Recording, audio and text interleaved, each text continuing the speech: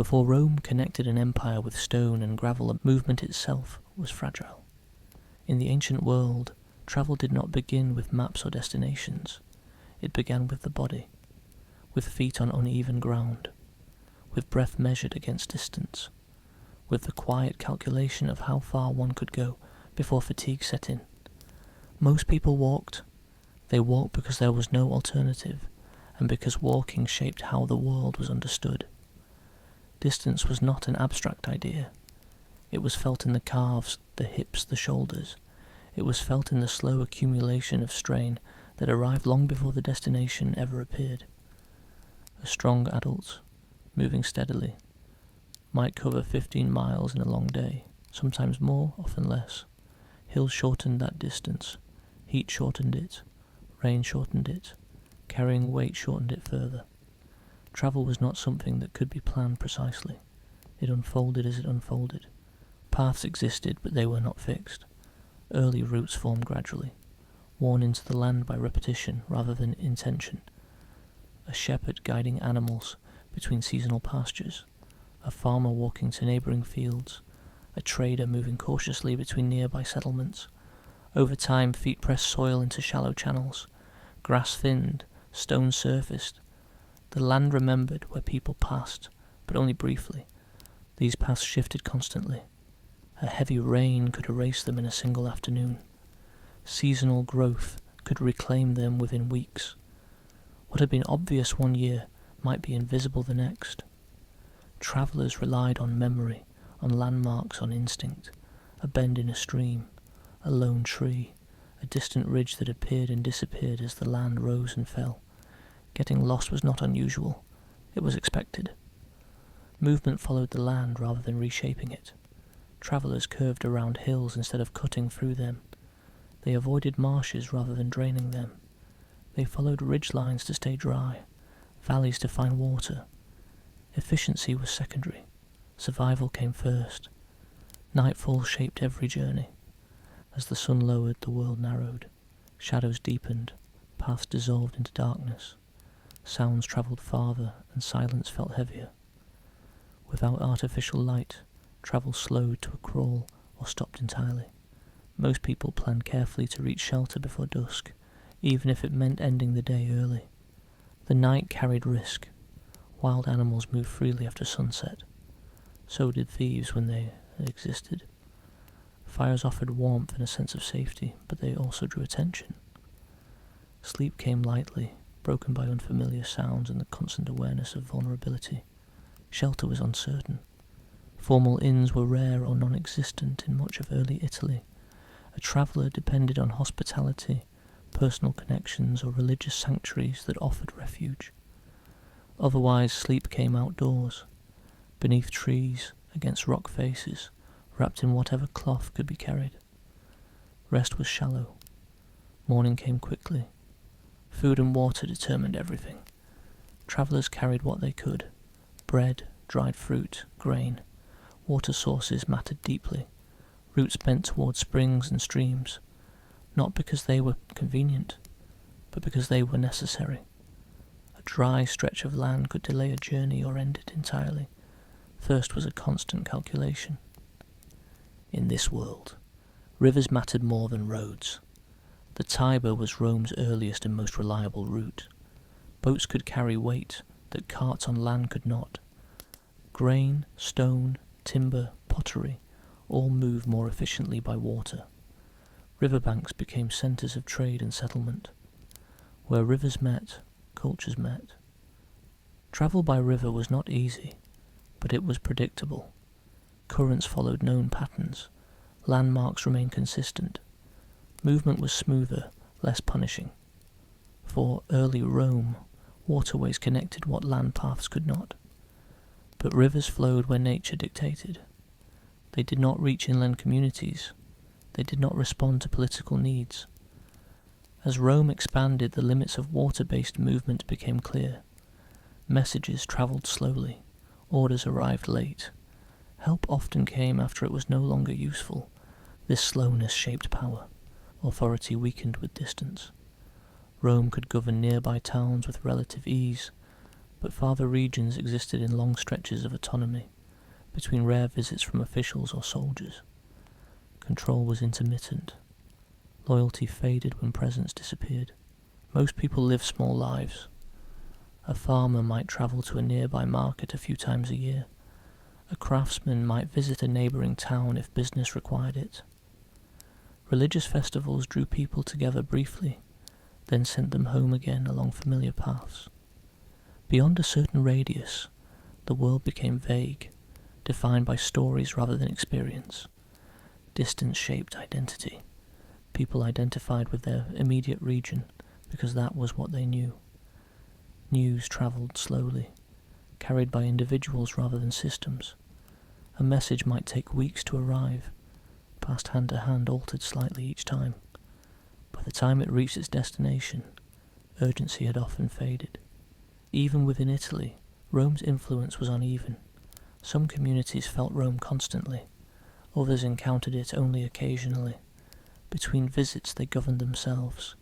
Distance created uncertainty, and uncertainty created opportunity for resistance, for independence, for forgetting. Rome learned this gradually. As the city grew, conflict became more frequent. Armies marched along temporary routes cleared just long enough to serve their purpose. When campaigns ended, those routes vanished back into the land. Each march began again from near nothing. This was inefficient. Supplies arrived late, soldiers tired quickly, messengers guessed at routes and arrival times. Planning relied on hope as much as knowledge. Rome began to understand something fundamental. To control land, it needed to control movement. To control movement, it needed permanence. Paths that disappeared with rain were not enough. Routes that shifted with seasons were not enough. The land itself had to be reshaped, not dramatically, but decisively. Stone offered what dirt could not. It endured rain, it resisted erosion, it remembered. The decision to build permanent roads did not come suddenly. It emerged slowly, from repeated frustration, from delays that cost lives, from distances that weakened authority. Rome did not seek convenience, it sought reliability. Before roads, every journey was an improvisation. After roads, movement could become predictable. The shift from uncertainty to expectation would quietly change how Rome governed, how it expanded, and how it imagined itself. Rome did not build roads because it wanted people to travel. It built them because it needed to arrive. In the early centuries of Rome's expansion, power depended on response time. A message delayed was a decision delayed. An army slowed was authority weakened. Without reliable movement, Rome could not hold what it claimed. At first, this problem appeared only at the edges. A distant town failed to pay taxes. An ally hesitated to provide soldiers. A rebellion flared and was already fading by the time Roman forces arrived. Each incident seemed isolated, but together they revealed a pattern. Distance diluted control. Rome was not unique in facing this problem. Every growing state encountered it, but Rome responded differently. Instead of adapting its expectations to the land, Rome began to adapt the land to its expectations. Before permanent roads, Roman armies moved along temporary routes. Soldiers cleared brush, levelled ground where necessary, and marched. These routes worked once, then they vanished. Grass returned, soil shifted, roots filled with water. Each new campaign required the same effort again. This repetition wasted time. Time mattered more than strength. Rome did not always have larger armies than its enemies, but it relied on coordination. Multiple legions moving together, supplies arriving when expected, orders travelling faster than rumour. Without roads, coordination was fragile. A general could not rely on precise timing. A governor could not predict when reinforcements would arrive. The state operated on estimates rather than schedules. Planning extended only as far as the land allowed. Rome found this unacceptable. The solution was not speed alone. It was predictability. A permanent road fixed distance. Once built, it did not change with weather or season. Travel time along it could be estimated. A march that took 6 days would take 6 days again. Supplies could be planned. Messengers could be timed. This transformed decision-making. Rome could think ahead because movement became reliable. Orders could be issued with confidence that they would arrive. Armies could be dispatched knowing when they would reach their destination. Authority extended farther because it could be enforced consistently. Roads also reduced uncertainty for soldiers. Marching on a firm surface conserved energy. Feet struck stone instead of sinking into mud. Wagons rolled instead of bogged down. Animals pulled loads more efficiently. Fewer delays meant fewer shortages, fewer desperate moments, fewer breakdowns in discipline. Discipline mattered deeply to Rome. The Roman army relied on routine. Predictable movement supported predictable behaviour. Roads reinforced order, not just logistically, but psychologically. Soldiers knew where they were going. They knew how long it would take. That knowledge reduced anxiety and fatigue. Roads also allowed Rome to project power without constant presence. Even when legions were not visible, the roads reminded people they could appear. A rebellion was no longer a local matter. It was a connected one. Help could arrive. Punishment could follow. Authority lingered in absence. This changed how communities behaved. Towns near roads prospered. Markets formed along predictable routes. Settlements adjusted themselves to these lines of movement.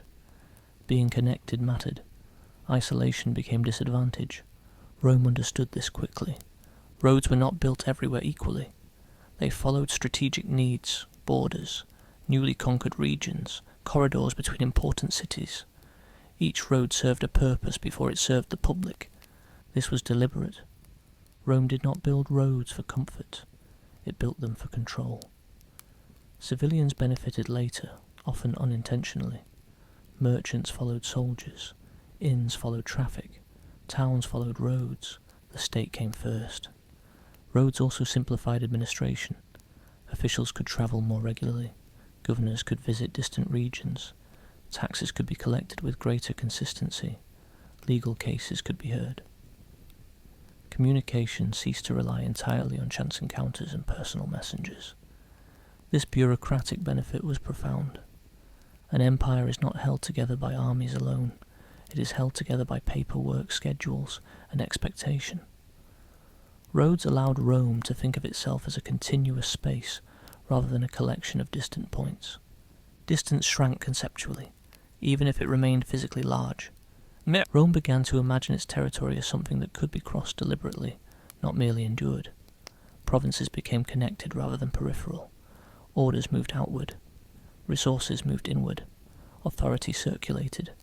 The roads made this circulation visible. Milestones bore inscriptions naming Roman officials. Stone markers reminded travellers who had built the road, who maintained it, and whose land they were crossing. Even far from the city, Rome announced itself quietly, repeatedly. This symbolism mattered. A road declared ownership. To walk upon it was to participate in Roman space.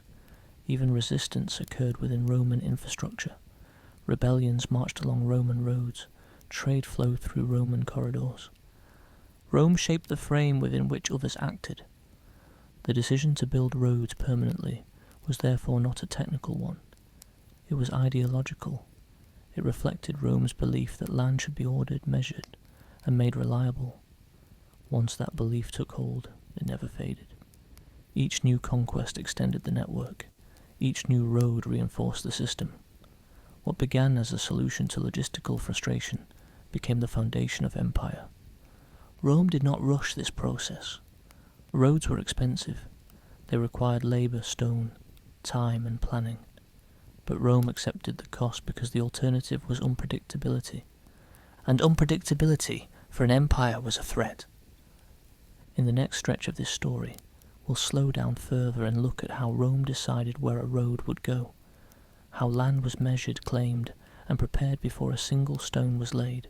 Before a Roman road ever existed in stone, it existed in thought. The decision to build a road was not casual.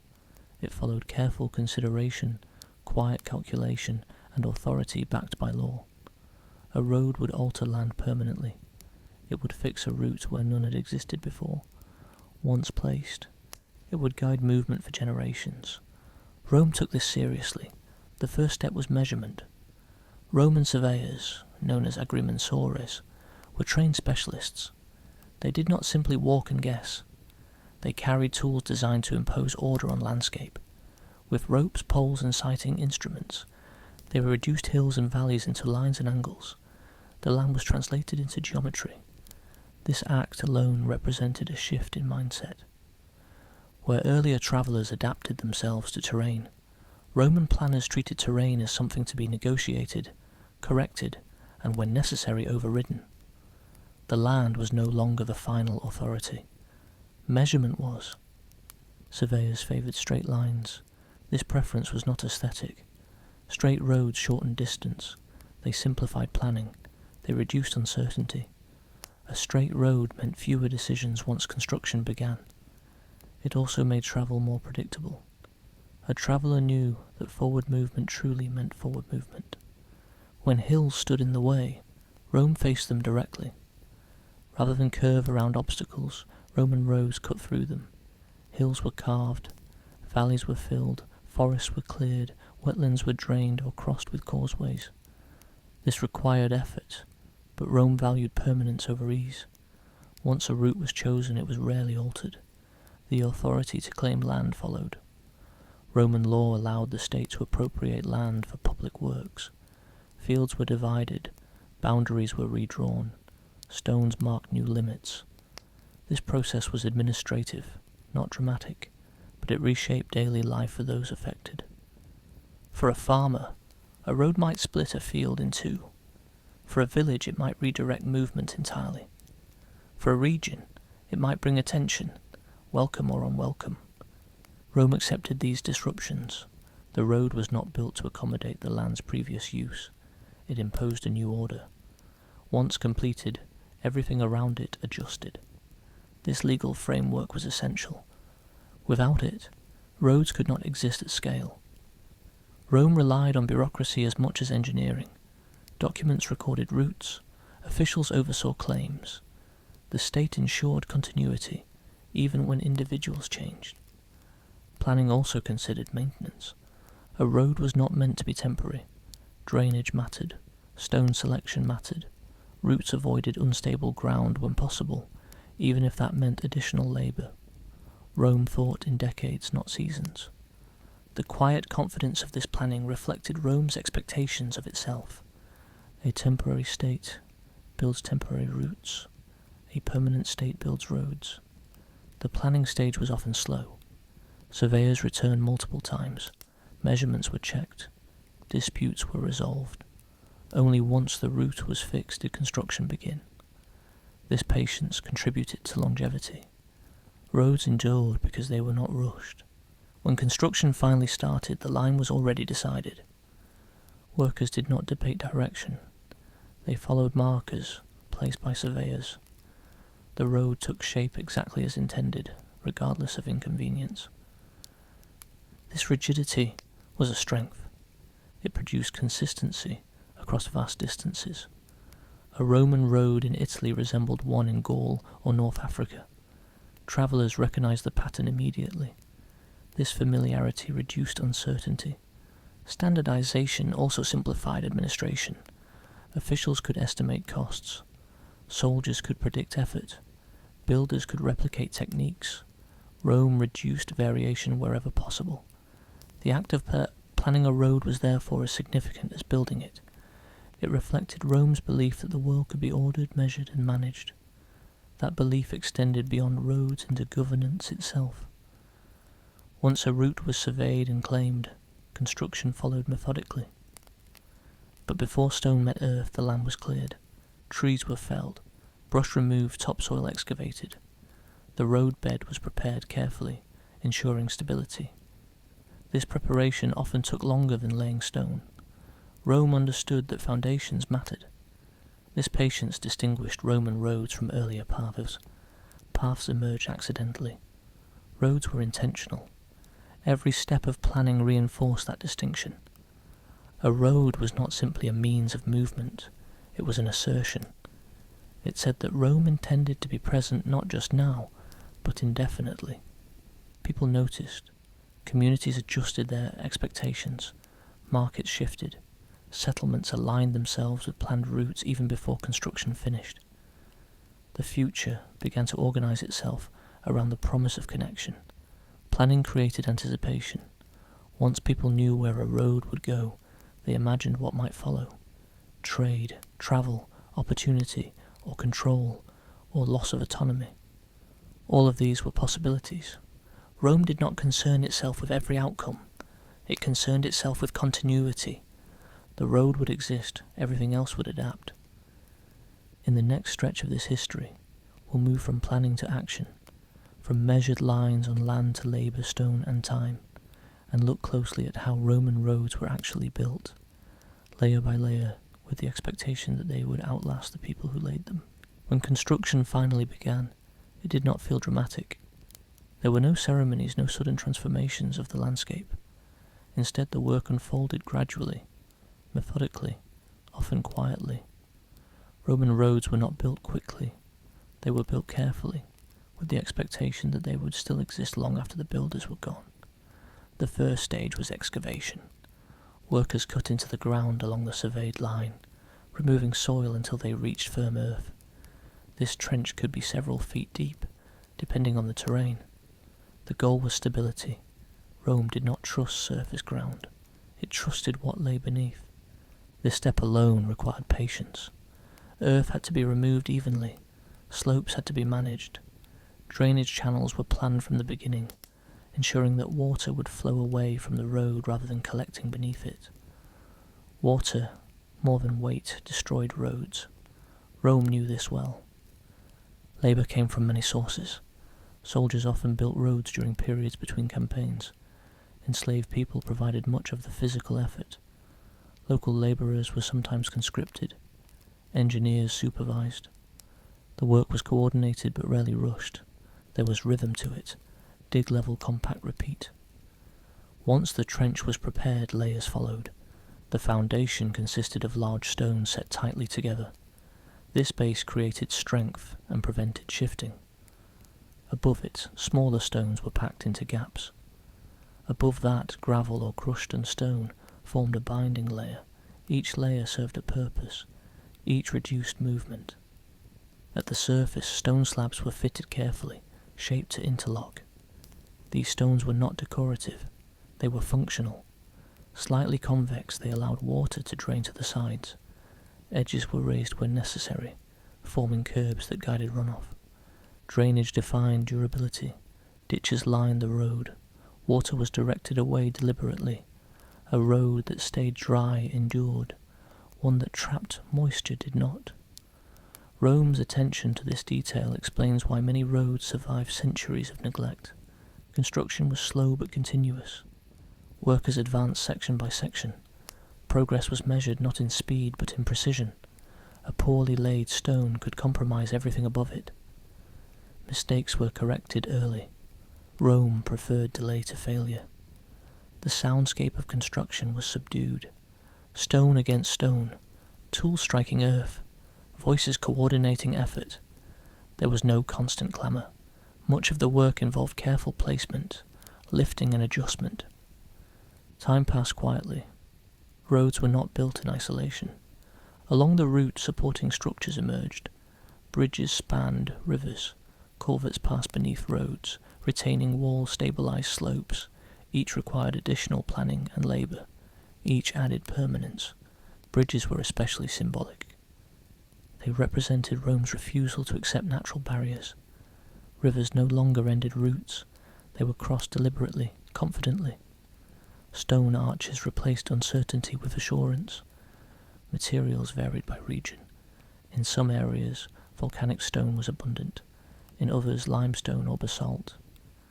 Rome adapted materials to availability, but not methods. The pattern remained consistent. Travellers recognized Roman roads regardless of location. This consistency mattered. A traveller stepping onto a Roman road in Gaul felt the same underfoot as one in Italy or North Africa. The experience of movement became standardized. Distance felt similar across the empire. Labourers understood the importance of their work. They were building something meant to last. inscriptions and sometimes recorded names of officials responsible. Pride existed, even among those whose names were never carved in stone.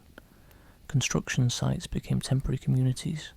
Workers ate together, slept nearby, repeated tasks daily. The road emerged gradually, visible in sections long before completion. Locals watched progress. Some welcomed it, others resented it. Change was unavoidable. Once finished, the road altered movement permanently. Old paths faded, new routes dominated, traffic concentrated along stone lines. Maintenance followed. Roads required care. Stones loosened, ditches filled. Rome assigned responsibility for upkeep. Officials inspected routes. Repairs were made. Neglect was noticed. This commitment distinguished Roman roads from earlier efforts. They were not abandoned once built. They were maintained as part of state infrastructure. This maintenance reinforced reliability. Travellers noticed. A Roman road felt different, firm, predictable. It allowed attention to wander without fear of losing footing. Movement became less anxious. Distance felt manageable. This change affected behaviour. People travelled more willingly. Merchants expanded routes. Officials visited more frequently. Soldiers moved with confidence. The road reshaped expectations. A journey that once required caution became routine. Travel still required effort, but uncertainty diminished. The land no longer dictated every decision. Rome's investment paid off slowly. Years passed, decades passed, roads accumulated, connections multiplied. What began as individual routes became a network. This network was not accidental. Each road reinforced others. Junctions formed, distances aligned. The empire became navigable. The labour of countless unnamed individuals made this possible. They dug, lifted, set stone, and moved on. The road remained. In the next stretch of this history, we'll leave construction behind and step onto the finished roads themselves, walking them as soldiers, civilians, and pilgrims did, experiencing how movement felt once stone replaced uncertainty. Once a Roman road was finished, it did not announce itself loudly. There were no gates, no ceremonies marking the beginning of travel.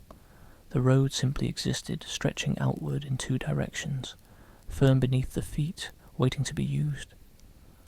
For soldiers, this changed everything. Marching no longer depended entirely on the land's mood.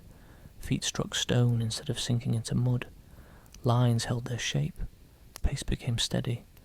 Distance became something that could be planned rather than guessed. A legion on a Roman road moved with rhythm. The sound of thousands of sandals on stone created a steady pulse. Equipment shifted predictably. Breath settled into patterns. The road supported discipline by removing uncertainty. When the ground did not fight back, soldiers conserved strength. This mattered over long distances. Fatigue accumulated more slowly. Injuries decreased. Supplies arrived closer to schedule. Morale improved, not because the march was easy, but because it was reliable. For civilians, the experience was quieter. A merchant walking a Roman road felt the difference immediately. The firm surface allowed attention to lift from the ground. One could look ahead rather than constantly down. Movement became less cautious, more deliberate. Travel still required effort. Carrying goods remained physically demanding. Weather still mattered. Heat still pressed down. Cold still stiffened joints. But the road offered consistency. A traveller knew what each step would bring. Pilgrims moved differently. Their journeys were often slow by choice. The road gave structure to devotion. Shrines and sacred sites aligned with routes. Walking became ritual. Each mile marked progress not just through space, but through intention. Distance took on meaning. Roman roads did not eliminate hardship. They reshaped it. A traveller might walk for hours without encountering another person, then suddenly meet traffic at a junction. Soldiers passed civilians. Merchants passed officials. The road created shared space among people who might otherwise never meet. This interaction mattered. News travelled along roads, stories spread, ideas moved quietly, languages brushed against one another. The road carried more than bodies. Walking remained the most common form of travel. Even with roads, most people moved at human pace. Horses were valuable, wagons were expensive, feet remained reliable, footwear adapted, sandals thickened, soles stiffened. The road demanded different protection than dirt. Stone punished bare skin. Roman travellers adjusted as they always had. Weather interacted with roads in new ways. Rain drained away rather than pooling. Dust rose in dry seasons. Heat reflected from stone. Cold crept upward from the ground. Roads altered comfort, but did not remove the body from nature. Travel remained seasonal. Summer offered long days but exhausting heat. Winter slowed movement. Spring softened the land beyond the road's edges. Autumn balanced light and temperature. Roads extended the travel season, but did not erase its rhythms. Night still mattered. Travellers continued to plan around daylight. Roads were safer, but darkness remained dangerous. Inns and way stations became essential, offering rest at predictable intervals. Milestones marked progress. Stone markers recorded distance from Rome or from major cities. They did more than inform. They reassured. A traveller could measure effort. Progress became visible. This visibility changed psychology. Distance no longer felt endless. Each marker reduced uncertainty. The road told the traveller where they were and how far remained. Walking the empire became conceivable. People began to imagine journeys that once felt impossible. A merchant could think in weeks rather than months. A pilgrim could plan a route. An official could schedule visits. The road made the empire feel connected. Soldiers returned home along the same routes they marched out. Veterans recognized places by milestone and junction. Memory aligned with stone. The road became familiar. Over time, traffic shaped experience. Certain stretches felt lonely. Others felt busy. Junctions buzzed with movement. Inns clustered near crossroads. Life gathered where roads met. The road created places. Villages grew where none had existed. Markets formed. Services appeared. The road did not merely connect destinations. It generated them. Travellers learned patterns. They knew where to stop, where to hurry, where to rest. Knowledge passed quietly from person to person. The road accumulated tradition. Despite this, travel remained tiring. Blisters formed, muscles ached, time stretched. The road offered reliability, not comfort. It demanded endurance. Yet endurance became worthwhile. People walked because walking led somewhere predictable. Effort matched outcome. This balance encouraged movement. The Roman road invited use. It did not promise ease, it promised arrival. In the next stretch of this story, we'll slow further and look at movement beyond walking, carts, animals, river connections, and how Rome balanced efficiency with the limits of wheels and water. Not all movement on Roman roads happened on foot. As the network expanded, so did the variety of travellers who depended on it. Carts rolled, animals pulled, boats met roads at riverbanks. Movement became layered, each form carrying different expectations and limitations. Wheeled travel was powerful, but difficult. Roman roads were firm, but wagons remained heavy. Wheels strained axles. Animals tired quickly under load. A cart could carry far more than a person, but it demanded planning, maintenance, and patience. Speed was not the goal. A wagon moved slowly, often no faster than walking pace. Its value lay in capacity. Grain, stone, pottery, timber. These could not be carried efficiently by foot. The road allowed wheels to function at all, but it did not make them fast. Animals mattered deeply. Oxen pulled heavy loads. Horses moved lighter ones. Mules balanced endurance and strength. Each animal required care, water, rest, protection from heat and cold. The road reduced friction but not responsibility. Travellers learned to listen to their animals, a strained gait, heavy breathing, reluctance to move. These signs determined when to stop, when to push, when to turn back. Overburdening an animal risked losing everything. Roman roads encouraged standardization. Cart widths became predictable. Axle spacing aligned with stone surfaces. This reduced wear and made repairs easier. The road shaped the technology that moved upon it, yet wagons still avoided steep slopes when possible. Despite Rome's preference for straight lines, wheeled traffic favoured gentler gradients.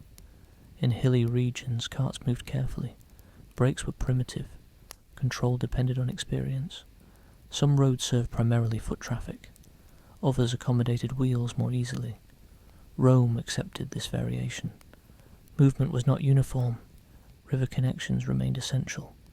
Roads did not replace waterways. They complemented them. Goods travelled by river where possible, then transferred to carts or carried onward by foot. Ports became nodes where systems met. A traveller might walk for days, then board a boat, or unload cargo from a barge and continue inland by road. The empire functioned through these transitions. Rivers offered efficiency. A single boat could carry what dozens of carts could not. Currents assisted movement. Navigation followed known rhythms. Roads led to water, not away from it. Rome invested in both. Bridges connected roads across rivers. Harbours received traffic. Warehouses stored goods. Logistics became layered, resilient. Seasonality shaped choices. Winter froze rivers in some regions. Summer drought lowered water levels. Roads offered alternatives. When one system faltered, another compensated. This redundancy strengthened the empire. Merchants adapted routes constantly. They balanced cost, speed, and risk. A longer route by water might be cheaper than a shorter one by land. A road might be safer than a river during certain seasons. The road did not dictate decisions. It expanded options. Animals required infrastructure. Way stations offered water and rest. Stables appeared near junctions. Farriers worked along busy routes. The movement of animals created supporting economies. Noise increased. Where once paths were quiet, roads echoed with wheels, hooves, voices. Dust rose. The smell of animals mixed with stone and sun. Travel became visible. Roads carried wealth openly. Loaded carts signalled commerce. Soldiers protected routes accordingly. Banditry shifted toward less protected paths. Security followed movement. Rome stationed forces where traffic mattered. Roads attracted attention. They became safer not because danger vanished, but because the state cared. Despite this, accidents occurred. Axles broke, wheels splintered, animals stumbled. Repairs happened roadside. Travellers helped one another. Delays were accepted. The road supported recovery. Firm ground made repairs possible. Passing traffic offered assistance. The network created community, however brief. For long-distance transport, patience ruled. A shipment might take weeks or months. Roads reduced unpredictability, not time. Rome understood this and planned accordingly. Warehouses absorbed delays. Schedules included margins. The empire moved steadily, not quickly. This steadiness sustained it. Roads also facilitated military logistics. Supplies followed armies. Wagons carried food, weapons, equipment. Roads ensured that armies could be supported far from home. An army that could be fed could remain. This changed strategy. Rome no longer relied solely on local resources. It extended campaigns. It maintained garrisons. Roads enabled presence. Animals bore the burden of empire. They pulled, carried, endured. Their care was essential. Roads reduced strain, but could not eliminate it. Rome's infrastructure acknowledged this by supporting animal movement as much as human.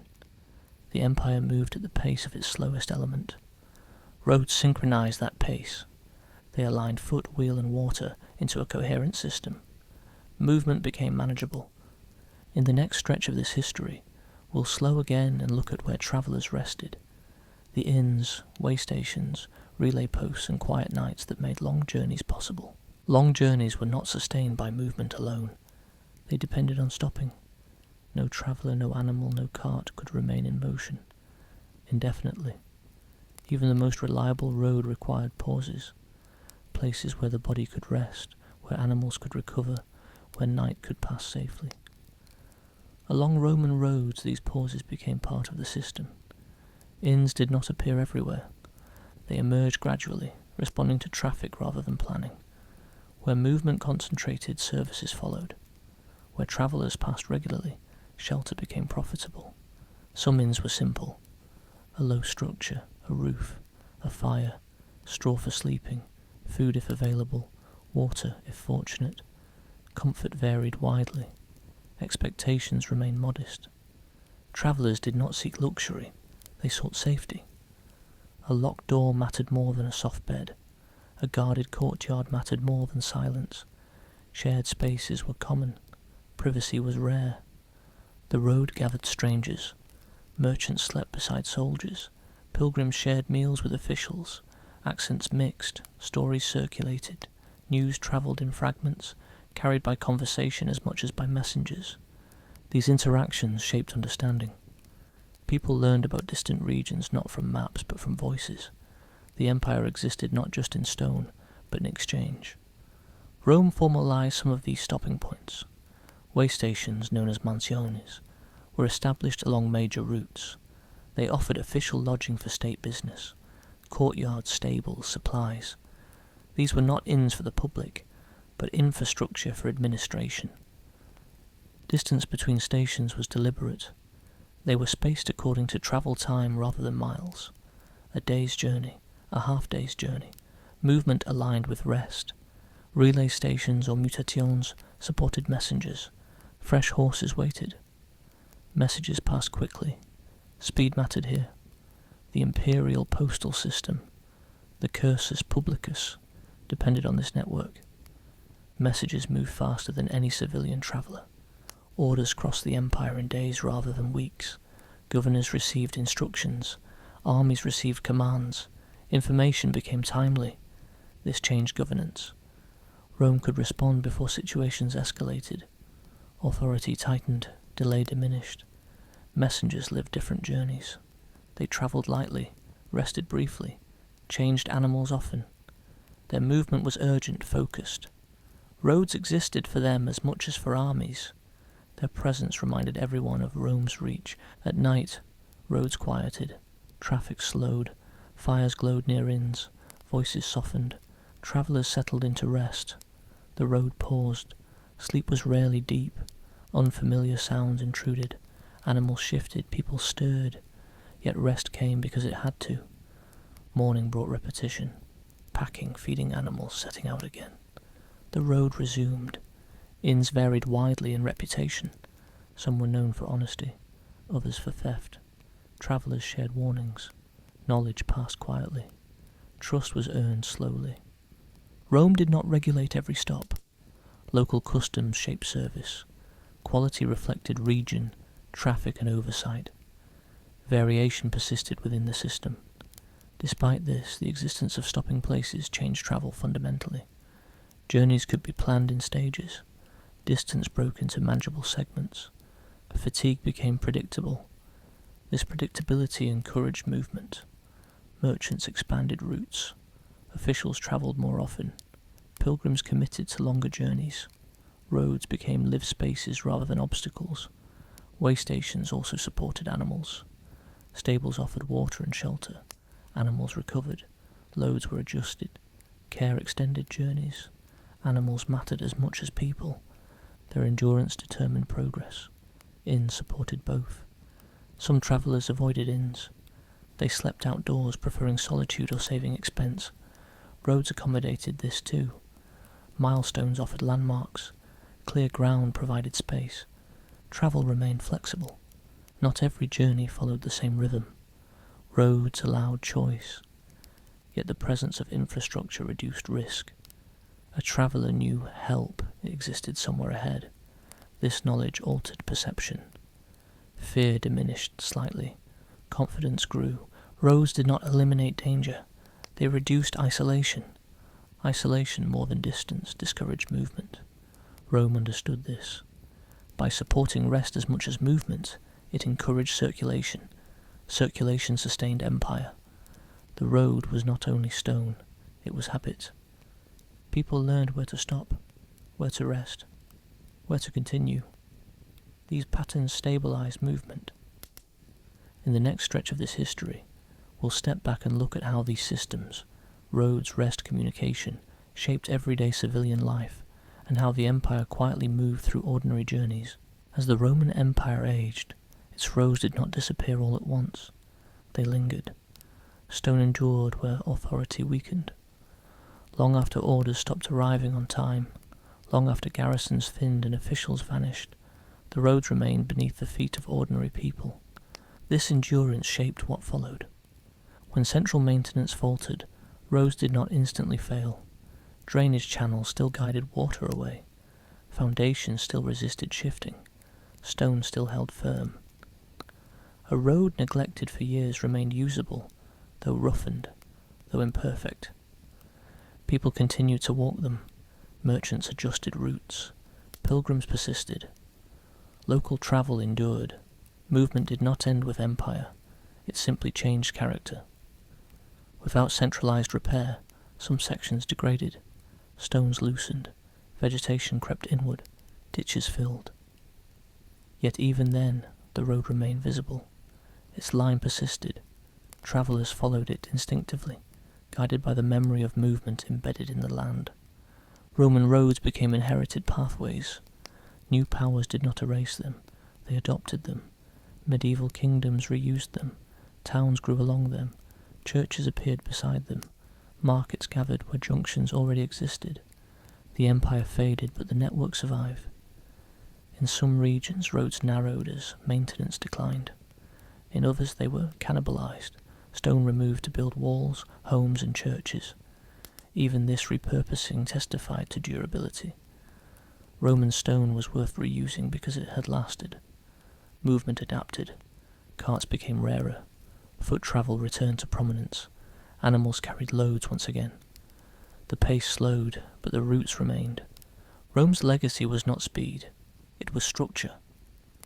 Centuries later, travellers still moved along Roman lines without knowing who had placed them. The road guided without explanation. It required no instruction. This quiet guidance shaped Europe. Modern highways often follow Roman routes. Cities align with ancient junctions. Borders reflect old corridors. The past persists beneath the present. The Roman road was never merely physical. It organized time. It organized expectation.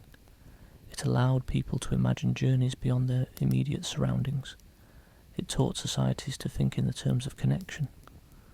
Rome connected an empire not only with armies, but with routine, with the daily act of walking, with the habit of stopping, with the reassurance of markers and milestones. The empire functioned because people moved through it predictably. That predictability outlasted power. Even when Rome could no longer enforce authority, its roads continued to invite movement. They encouraged exchange. They sustained memory. A traveller centuries later might not know Rome, but they knew the road. They trusted it. Stone does not argue, it does not persuade, it simply remains. That is why Roman roads mattered. They transformed uncertainty into expectation. They allowed quiet journeys to stitch distant regions together. They made distance manageable. Rome's greatest achievement was not conquest. It was connection. And that connection endured long after the empire itself faded into history.